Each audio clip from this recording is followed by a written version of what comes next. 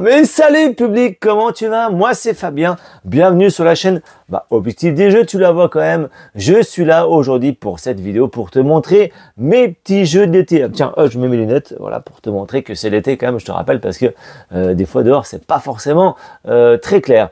Je suis là pour cette vidéo pour te montrer, comme je te disais, les 5 petits jeux que je jouais cet été, beaucoup avec les enfants, en famille, entre amis quand ils viennent, ils veulent pas jouer à des gros jeux. Voilà, les gros jeux, je peux comprendre que c'est un peu long à expliquer ce que les gens veulent maintenant.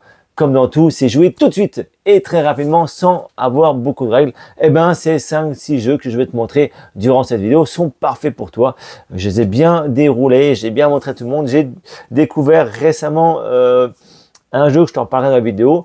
Mais allez, pour te mettre un peu à l'eau à la bouche, est-ce que je te parle d'un jeu dans mon introduction?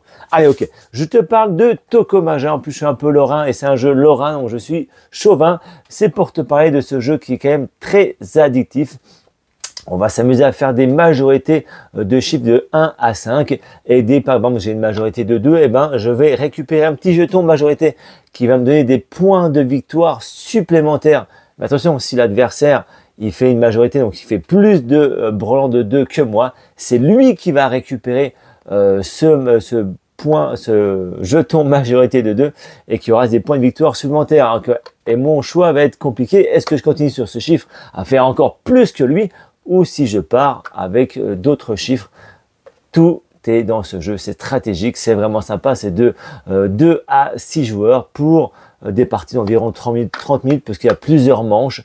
Et c'est à partir de 8 ans, oui, 8 ans, parce que voilà, j'ai mes enfants, on joue pas mal, et les enfants, ils sont quand même fans de petits jeux rapides, un petit peu comme le monde d'aujourd'hui, on veut tout de suite. Et ben les enfants, c'est un peu ça, ils veulent des petits jeux rapides, simples d'explication, ils veulent tout de suite jouer. Donc ces 5-6 jeux que je vais te parler sont parfaits pour cette introduction, pour cette vidéo. Allez, j'en ai assez dit, on est parti, je te montre tous ces jeux. Eh bien c'est parti, on commence donc avec Odin, un jeu helvétique de 2 à 6 joueurs pour des parties d'environ 15 minutes.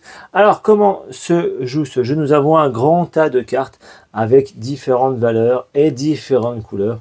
On va distribuer à chaque joueur 9 cartes aléatoirement. Là, hop, un tas ici, un tas ici et un tas ici. Le tas qui reste, on ne s'occupe pas, c'est quand on joue à plus de 3 joueurs par exemple. Et donc en fait, on va choisir un joueur aléatoirement. Donc moi, je suis le premier joueur et je vais commencer donc à placer mes cartes pour en éliminer au maximum. Parce que le but du jeu, c'est d'avoir plus de cartes. Le premier qui n'a plus de cartes en main gagne la manche. Ça se joue en plusieurs manches. Et donc le premier qui arrive à 15 points, on arrête la partie. Et c'est celui qui a le moins de points qui gagne évidemment la partie. Parce que toutes les cartes qui nous resteront en main vaudront 1 point par carte. Donc on s'en fiche des chiffres, ce sera 1 point par carte. Donc à mon tour de jeu, qu'est-ce que je peux faire? À la limite, vu que ça monte toujours crescendo les chiffres, ou les nombres, on peut peut-être commencer doucement. Là, tiens, j'ai la même couleur, à la limite, je vais mettre ça ensemble. Les oranges, je peux les mettre ensemble. Et j'ai 2, 1, ben, je peux mettre les 2, 1. Ok, le joueur là, il a joué ça. Et le joueur suivant, il va devoir jouer plus que de 11. Donc, il ne cherche pas trop à comprendre. Lui, il veut mettre fort. Il a beaucoup de cartes. Et ben, il peut, s'il veut, directement mettre toutes ces cartes de même couleur. Et on part sur le plus gros chiffre. Donc là, on fait 98 764. Il met ça au jeu dessus. Il est obligé de prendre une carte du pli précédent. Et là, forcément, le joueur suivant, il ne peut pas mettre autant. Donc, on fait une nouvelle manche. Et donc, l'avantage d'avoir posé un gros chiffre, c'est que celui qui a posé, c'est celui qui redémarre si personne d'autre joue. Donc là, hop, il pose son 1. Le joueur suivant, pareil, il ne veut pas se laisser avoir. Il va mettre directement un gros chiffre ou un petit chiffre. Il peut partir directement sur 5. Moi, c'est à mon tour. J'ai 3 et 3 couleurs. Mais il devait prendre évidemment une carte, celui-ci. Moi, je vais partir sur Rien, je passe. J'ai le droit de passer si je veux. Donc c'est à lui de jouer. Lui, il va jouer, bah tiens, il va jouer les deux là et il récupère le 5, etc., etc. Vous avez vu, c'est comme ça que se joue Odin. Et le premier, donc, qui n'a plus de cartes, qui a mis toutes ses cartes, et bien là, on compte les points. Donc 3 points pour lui. Et lui, il aurait 1, 2, 3, 4, 5, 6, 7, 8, 9. Il aurait 9 points. On refait une nouvelle manche. Et donc celui qui arrive à 15 points, on arrête vraiment la partie. Et celui qui a le moins de points gagne la manche. Voici ce petit Odin. Donc c'est vraiment kiffant, c'est qu'en fait, on va monter les chiffres des fois d'un coup très très fort. Tous les joueurs suivants qui avaient prévu de faire un truc, eh ben, ça leur casse le moral et on refait une partie comme ça. Donc c'est vraiment très frénétique comme jeu. Et on est parti donc maintenant pour jouer à Toko Maja. Donc c'est un jeu de majorité de brelans. On va essayer de récupérer le plus de brelans. Et dès qu'on récupère un brelan que personne d'autre là, on va pouvoir récupérer voilà, un jeton. Imaginez, je récupère un brelan de 2, je suis le premier. Et ben je prends 6 points supplémentaires si j'arrive à le garder en fin de partie. Donc comment on joue? C'est simple, on prend un paquet de cartes, le paquet de cartes. On va enlever des cartes en fonction du nombre de joueurs. Si je suis à 3 joueurs, je vais enlever 14 cartes. On fait, hop, 3 cartes face visible. Voilà, c'est un mauvais exemple, forcément. Hop. Ah, voilà aussi, c'est un mauvais exemple. Hop. C'est l'aléatoire du jeu, évidemment. Ok. Et donc, à mon tour de jeu, qu'est-ce que j'ai comme possibilité? Soit je prends une carte face visible, soit je prends 2 cartes face cachée. Et si je prends 2 cartes face cachée, j'ai un choix devant moi. Soit je garde une carte et je repose l'autre sur le paquet, ou sinon, je peux directement poser le 2 ici. Ça fait un brelan de table. Je récupère le brelan. Je pose évidemment la carte sur un placement libre de la deuxième carte. Et je suis le premier donc à récupérer ce brelan. Parfait. Je gagne mon jeton majorité de joueurs. Le joueur suivant, bah, qu'est-ce qu'il fait? Eh ben, il prend soit 2, 5, 1, 5, soit il pioche, il préfère piocher. Ok, il prend le 2, il le met sur le troisième emplacement libre. Le troisième joueur, bah, lui aussi, décide de piocher et espérer tomber sur un 5. Non, dommage, je ne tombe pas sur un 5, mais il ne veut pas que moi je tombe sur un 5. Hop, il pose un 3 et récupère le 1. Nouveau tour, etc., etc. Vous voyez, c'est plutôt super sympa comme jeu. C'est vraiment frénétique. Allez, hop, il laisse une chance à lui de récupérer un 2. Boum, il récupère un 2. Lui aussi, brelan de table. Mais il préfère pas. Il préfère récupérer ce joker. Le joker, c'est quoi? Eh bien, en fait, si j'arrive à faire un brelan de joker, j'aurai 10 points de victoire en fin de partie. Ou sinon, évidemment, si dans ma main, comme lui, j'ai 2 cartes et j'ai un joker, eh bien, ça marcherait pour faire un brelan. Mais je peux seulement mettre un joker parmi les 3. Donc vraiment, c'est hyper frénétique comme jeu aussi. C'est super sympa. On se pique les majorités au tour de rôle. Et on arrête la partie quand le paquet est vide. Voilà pour Toko Maja. Au jeu avec Lynx, vous allez voir ça, c'est un mélange de pierre, feuilles, ciseaux et de morpions avec les couleurs. Donc là, on imagine encore une fois, si on joue à 3 joueurs, la couleur du 4e joueur, bah, ça va servir de point de départ. Et le premier joueur aura seulement de sa pile de couleurs 2 tuiles visibles, le deuxième aussi 2 tuiles visibles, et le troisième joueur aura 3 tuiles visibles. Qu'est-ce qu'il doit faire? Bah, évidemment, il doit aligner 3 couleurs face visible ou sa forme face cachée pour gagner la partie. Donc là, il peut mettre forcément, s'il veut, il met comme ça. S'il met une tuile face visible, il en récupère 2 nouvelles. Le joueur suivant, qu'est-ce qu'il va faire avec ces 2 tuiles face visible? Lui, il va recouvrir avec sa feuille la pierre. Et là, hop, c'est pas mal. Donc lui, par contre, il ne révèle pas de nouvelles tuiles, parce que c'est face cachée. Lui aussi, qu'est-ce qu'il va essayer de faire? Bah pareil, il va essayer de recouvrir aussi la pierre. C'est à moi de jouer. Qu'est-ce que je vais faire? Je vais essayer de les bloquer. Avec mon ciseau, je vais couper la feuille. À lui de jouer, par contre, lui de jouer, qu'est-ce qu'il va faire? Il va se mettre ici, face visible, il en récupère 2 nouvelles. On continue un petit peu la partie et on est comme c'est. Le carré, quand on joue à 3 ou 4 joueurs, c'est 5 par 5. Si on joue à 2 joueurs, ce sera seulement 4 par 4. Ok, c'est au bleu de jouer. Qu'est-ce qu'il peut faire avec ces 2 cartes visibles? Il ne peut pas faire grand-chose, mais il va essayer de bloquer Ce qu'il peut, il peut pas faire grand chose. Ok, bah tant pis. Il tente le tout pour le tout. Face visible, il en récupère deux. Le vert est ici. Il a un ciseau, un caillou. Et il peut casser le ciseau et lui, il a gagné directement, vous voyez. Il a fait son alignement de 3 ronds, donc il a gagné la partie. Voilà comment se joue un petit peu Lynx. Soit on arrivait à faire face visible 3 sa couleur, soit c'est de sa forme qu'on arrive à gagner et marquer, gagner la partie. Voilà pour ce petit Lynx qui est aussi évidemment très excellent pour jouer l'été. Et cette fois-ci, on joue avec Onyx de Blue Cooker pour des parties d'environ 15 minutes et de 2 à 6 joueurs. Là, voici un emplacement pour jouer à 3 joueurs. Le but de ce jeu, c'est de faire des collections de gemmes de la couleur rouge, violet, bleu et jaune. Et une fois qu'on a ces 4 couleurs dans un paquet, on récupère ce paquet, ça fait une collection et on la met de côté. Quand on finit la partie de 2 à 4 joueurs, dès qu'il y a un tas qui est vide, la partie s'arrête et on compte nos cartes. Celui qui a le plus de cartes gagne la partie. Quand on joue à 4, de 4 joueurs à 6 joueurs, il faut qu'il y ait 2 tas vides pour finaliser la partie. Et pareil, on comptera toutes nos collections de cartes de collection et celui qui en a le plus gagne la partie. Donc comment on joue la partie? C'est très simple. Nous avons en plus des petits pouvoirs. On va voir ça: piocher, stocker, voler et détruire. À un moment de jeu, on va dire que c'est moi. On commence tous avec une couleur de chaque répartie en 4 tas.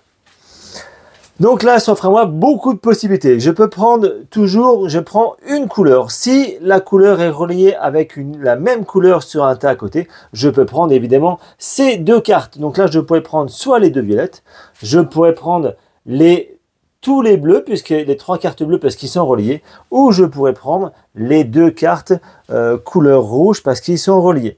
Donc là, toujours le plus intéressant, c'est de prendre les 3 couleurs bleues et je peux les répartir comme je veux, évidemment, dans mon paquet. Je vais faire comme ceci et comme ceci.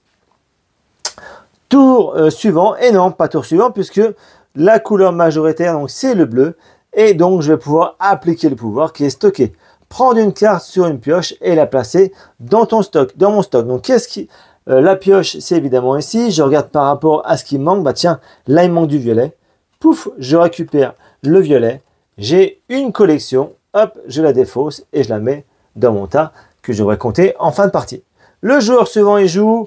Donc là aussi, il voit qu'il est intéressé. Il y a 3 violets. Direct, il va les prendre. Mais il pourrait très bien prendre que le bleu ou que le rouge, évidemment. Mais toujours plus sympa de récupérer les 3 couleurs et les mettre sur les 3 autres emplacements.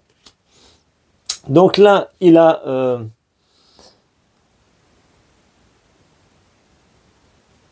Là, il a pris le violet, donc c'est piocher, prendre une carte sur la pioche et l'ajouter à sa collection. C'est encore mieux.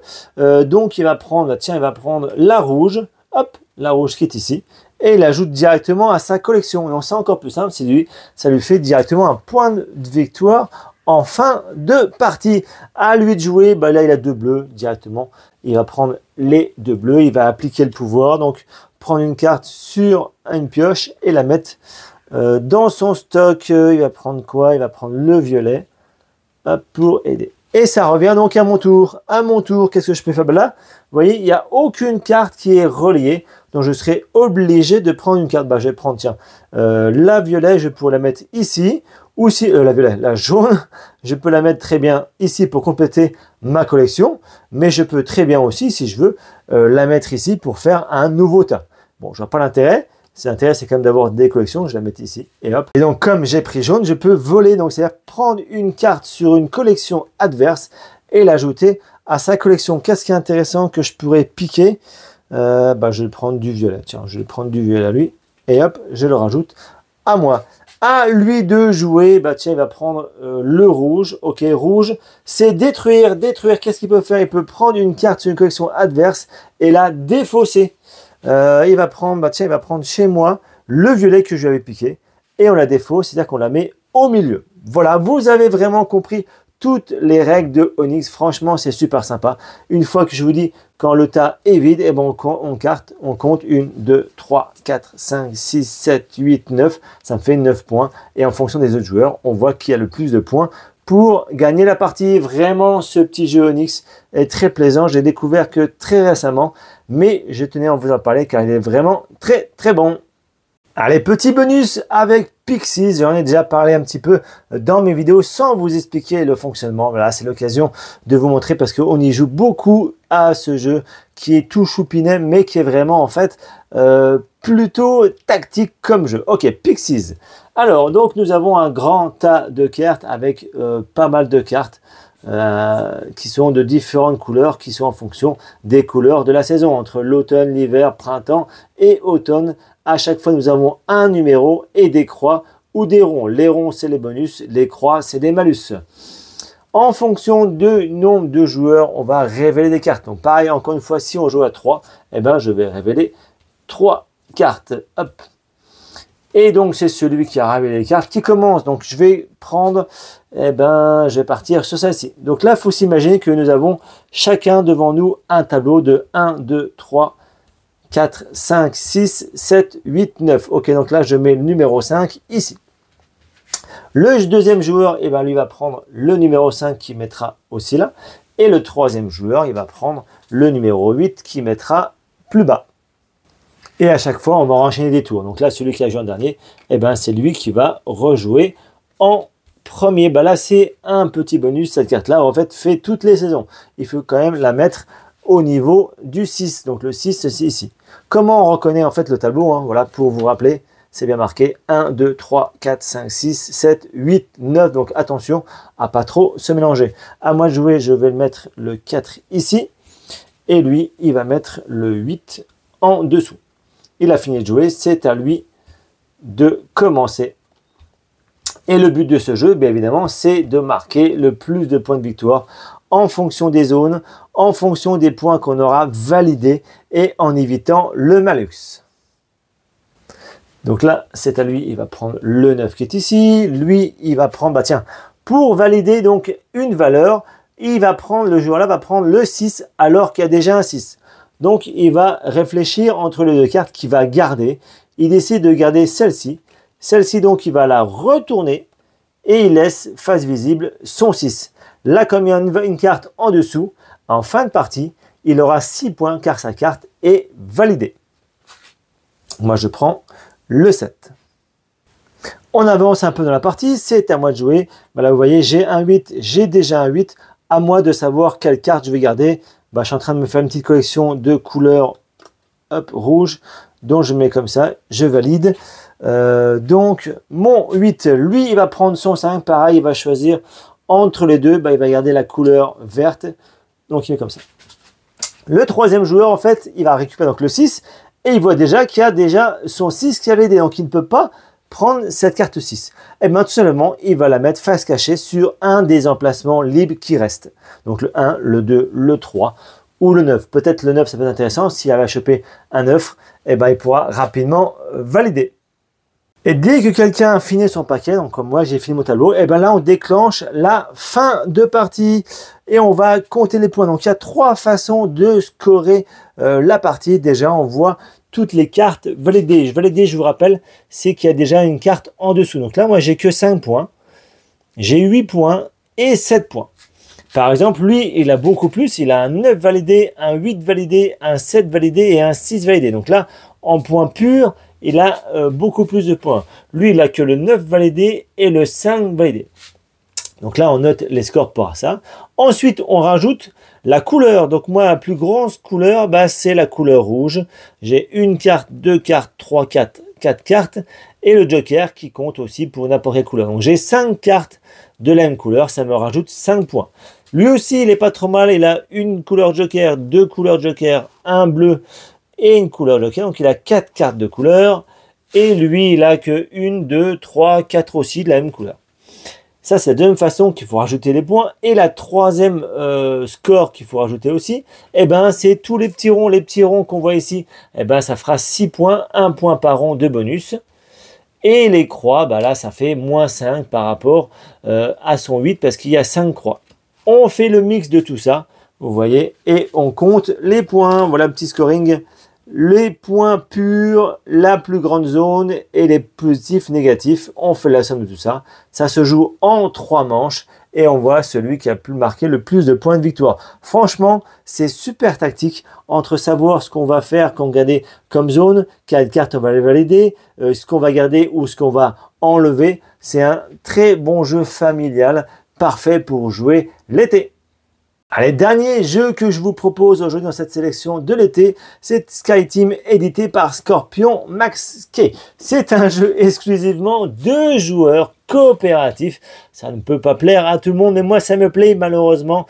J'y joue pas assez souvent comme je le voudrais puisque ma compagne ni mon grand de 12 ans veut jouer, 13 ans, ne veut pas jouer à ce jeu. Ça l'intéresse pas trop, donc j'y joue seulement quand j'ai des invités à la maison. Je leur dis qu'il est excellent et il est excellent, donc ils aiment bien y jouer quand même. De toute façon, ils n'ont pas forcément le choix. En tout cas, le but de ce jeu, évidemment, c'est de procéder à l'atterrissage de notre avion qui est ici, en étant le pilote et le copilote. Donc, chaque joueur a les dés cachés et ne pas faire ce qu'il veut. Le dé pilote va pouvoir donc lui gérer la radio pour faire diriger les avions hors de l'aéroport parce que nous allons atterrir sur l'aéroport de Montréal qui se situe tout en haut. Et si j'avance et qu'il y a encore un avion sur la piste où j'avance, ce sera un crash aérien. Pareil ici, on va devoir réduire l'altitude tranquillement pour arriver à la bonne altitude et surtout atterrir. Nous avons ensuite ici des emplacements ici de dés où on va devoir tout mettre au fur et à mesure de la partie au niveau vert. Ce sont les pneus d'atterrissage, les trains d'atterrissage. Le copilote, lui, va gérer aussi un peu plus la radio et aussi les volets pour la résistance et la portance de l'avion. Pareil aux emplacements verts. Donc ça, plusieurs parties, plusieurs manches. On va assigner différents dés pour savoir ce qu'on va faire et surtout essayer de faire atterrir l'avion dans de bonnes conditions. Aussi, on va avoir des emplacements ici. Si je mets par exemple un 5 et lui il met un 6 ici, il y a une différence de -1 entre les deux, de 1 différence, et ben on vise par rapport au dé le plus élevé, pouf. Donc là, voilà, l'avion s'incline, il n'y a pas de problème. Par contre, si on arrive à incliner, il y a une différence de 3 entre les deux, et ben on atterrit sur la croix rouge, et ben là, c'est le crash immédiat. L'avion décroche et on part dans le décor, donc il ne peut pas faire ça. Donc à nous de bien gérer sans forcément se dire, c'est un jeu coopératif, on peut dire, bah tiens, j'ai un numéro intéressant pour le niveau de vue de l'avion, à nous de gérer ensemble sans dire la valeur du dé et d'essayer de faire au mieux. Donc là, c'est pour gérer l'axe de l'avion. Nous avons aussi, en additionnant les dés, pour gérer la puissance de vitesse de l'avion. Bon, pareil, on va mettre des dés. Imaginez, je mets un 1 ici et lui, il met un 4 ici. Donc, ça fait 4 plus 1, 5. Nous sommes entre le bleu et l'orange. Donc, on avance seulement d'une case. S'il aurait mis plutôt 2 et 1, 3, donc il est avant le bleu, on n'avançait pas 2 cases du tout. Et par contre, si lui, il aurait mis un 4 et moi, si j'aurais mis un 6, ça faisait 10, on était supérieur à l'orange. Et là, on aurait avancé de 2 cases. De 2 cases, ça marche toujours. Mais attention, là, nous avons des avions. Donc, à nous de gérer le trafic aérien pour pouvoir donc enlever des avions. Pour enlever le trafic aérien, ben justement, eh ben, par exemple, il faudrait que je mette un 1 ici pour enlever de la case 1. Si j'aurais mis, par exemple, lui, il aurait mis un 2, eh ben, il aurait enlevé un avion de la case 2. 2, 3, 4, 5. OK, pour ça. Ici, vous voyez, ben, c'est indiqué 3. Et ben, pouf, je le mets ici, j'avance de vers 3. Là, je mets 1, j'avance ici. Nous avons ici du freinage. Donc là, je mets... faut forcément le mettre dans l'ordre. Donc là, ça ne marche pas. Il faudrait que je mette 1, 2, 1, 4 et 1, 6. Et à chaque fois, j'avancerai 2, 4 et 6. Mon freinage pour avoir la bonne puissance au niveau de l'arrivée. Je peux mettre aussi des dés ici. Si je mets un dé ici, je récupère du petit café. Si je récupère du café, je vais pouvoir l'utiliser et modifier la valeur de mon dé de plus 1 ou moins 1. Là, nous récupérons un joker qui nous permet de relancer les dés. Intéressant. Voilà, donc là, c'est le scénario de base. Nous avons plein d'autres scénarios possibles dans le carnet de vol avec, avec des scénarios supplémentaires et des options supplémentaires du kérosène, nous avons un stagiaire, nous avons du vent, pardon, des freins de glace, la fuite, du temps réel, énormément de scénarios supplémentaires et même d'autres scénarios que l'on peut aussi imprimer. Donc vraiment, il y a du choix de ce jeu, il y a vraiment de la rejouabilité. C'est super sympa, c'est pour ça que je voulais absolument vous en parler de ce SkyTeam. Préparez-vous à l'atterrissage. Voilà, en tout cas, je vous ai montré tous les jeux d'été que je trouve vraiment sympas. Évidemment, il y a beaucoup d'autres. N'hésitez pas à me mettre en commentaire tous les jeux que j'ai ratés ou qui méritent d'être joués. Mais voilà, je vais vous faire une petite sélection parce que voilà, moi aussi, je ne veux pas jouer à tout et je vous ai montré ceux que j'apprécie. Bon jeu à tous et surtout, à bientôt.